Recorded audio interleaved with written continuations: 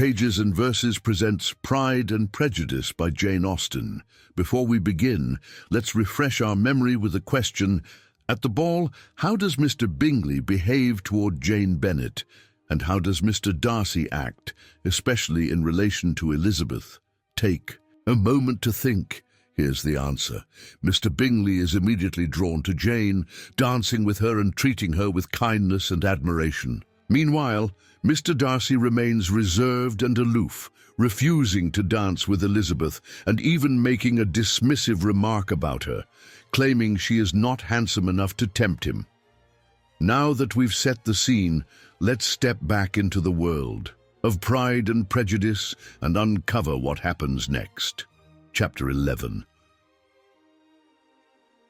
When the ladies removed after dinner, Elizabeth ran up to her sister and, seeing her well guarded from cold, attended her into the drawing-room, where she was welcomed by her two friends with many professions of pleasure, and Elizabeth had never seen them so agreeable as they were during the hour which passed before the gentleman appeared.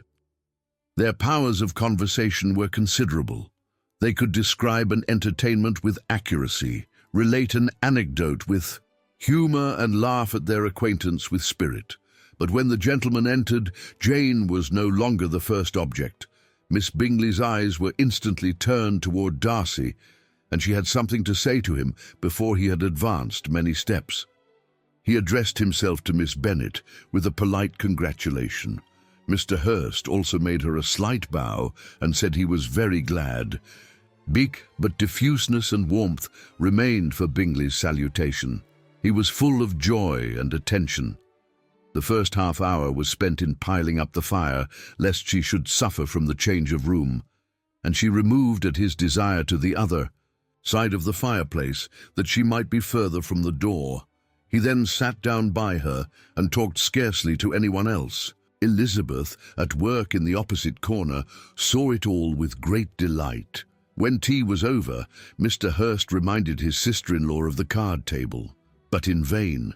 She had obtained private intelligence that Mr. Darcy did not wish for cards, and Mr. Hurst soon found even his open petition rejected. She assured him that no one intended to play, and the silence of the whole party on the subject seemed to justify her. Mr. Hurst had therefore nothing to do but to stretch himself on one of the sofas and go to sleep. Darcy took up a book. Miss Bingley did the same, and Mrs. Hurst, principally occupied in playing with her bracelets and rings, joined now and then in her brother's conversation with Miss Bennet. Miss Bingley's attention was quite as much engaged in watching Mr. Darcy's progress through his book as in reading her own, and she was perpetually either making some inquiry or looking at his page. She could not win him, however, to any conversation. He merely answered her question and read on.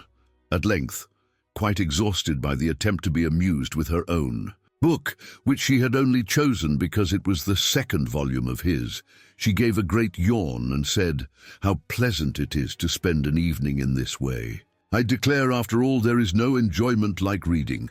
How much sooner one tires of anything than of a book. When I have a house of my own, I shall be miserable if I have not an excellent library."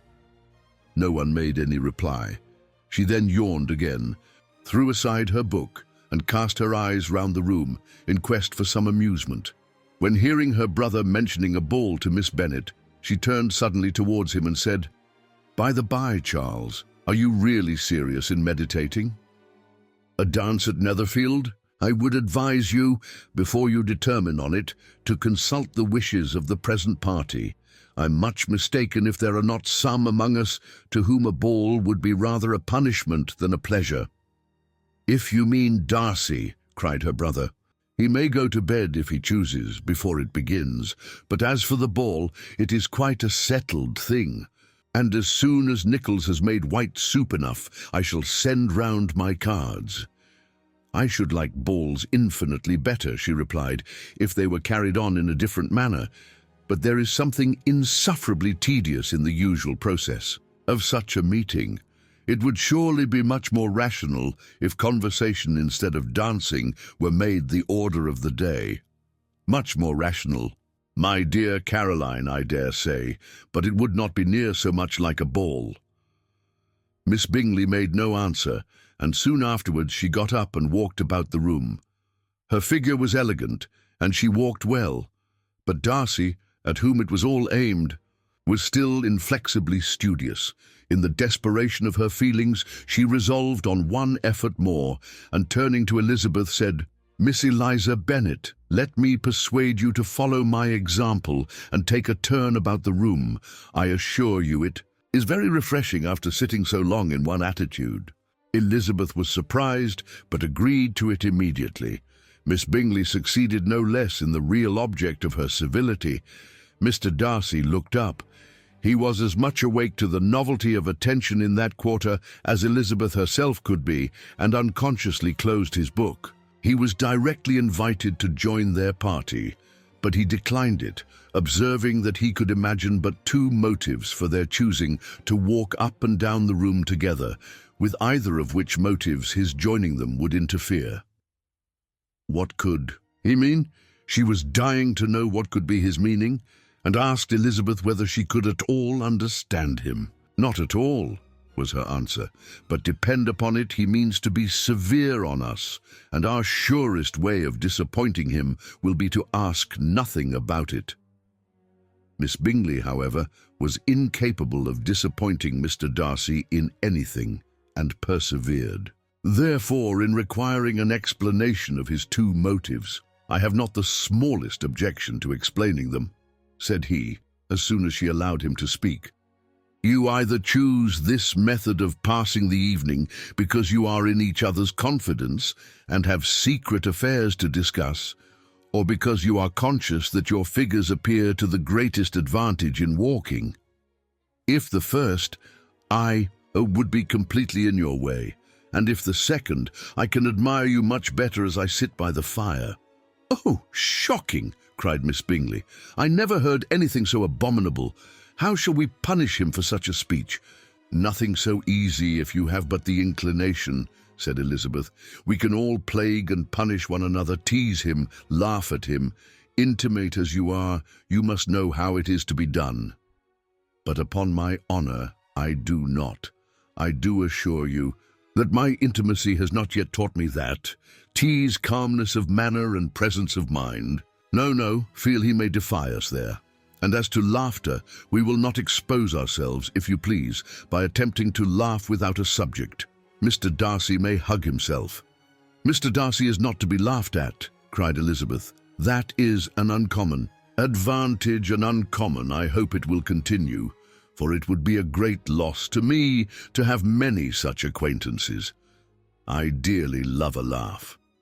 "Miss Bingley," said he, "has given me more credit than can be. The wisest and the best of men, nay, the wisest and best of their actions, may be rendered ridiculous by a person whose first object in life is a joke." "Certainly," replied Elizabeth, "there are such people, but I hope I am not one of them. I hope I never ridicule what is wise and good. Follies and nonsense, whims and inconsistencies do divert me, I own, and I laugh at them whenever I can. But these, I suppose, are precisely what you are without. Perhaps that is not possible for anyone, but it has been the study of my life to avoid those weaknesses which often expose a strong understanding to ridicule, such as vanity and pride. Yes, vanity is a weakness indeed, but pride, where there is a real superiority of mind, pride will be always under good regulation." Elizabeth turned away to hide a smile.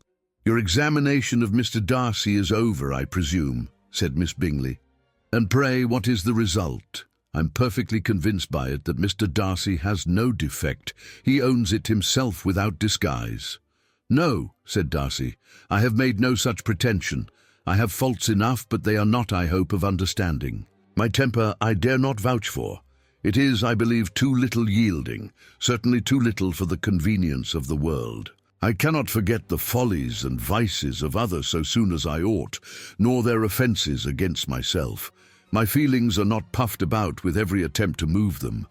My temper would perhaps be called resentful. My good opinion once lost is lost forever." "That is a failing indeed," cried Elizabeth. "Implacable resentment is a shade in a character, but you have chosen your fault well. I really cannot laugh at it. You are safe from me. There is, I believe, in every disposition a tendency to some particular evil, a natural defect which not even the best education can overcome. And your defect is to hate everybody. And yours," he replied with a smile, "is willfully to misunderstand them." "Do let us have a little music," cried Miss Bingley, tired of a conversation in which she had no share. "Louisa, you will not mind my waking Mr. Hurst?" Her sister had not the smallest objection, and the pianoforte was opened, and Darcy, after a few moments' recollection, was not sorry for it. He began to feel the danger of paying Elizabeth too much attention. And that brings us to the end of another chapter of Pride and Prejudice. Thank you for joining me on this journey through Jane Austen's timeless world. Your presence makes this experience even more special. I hope you have an amazing day filled with joy and inspiration.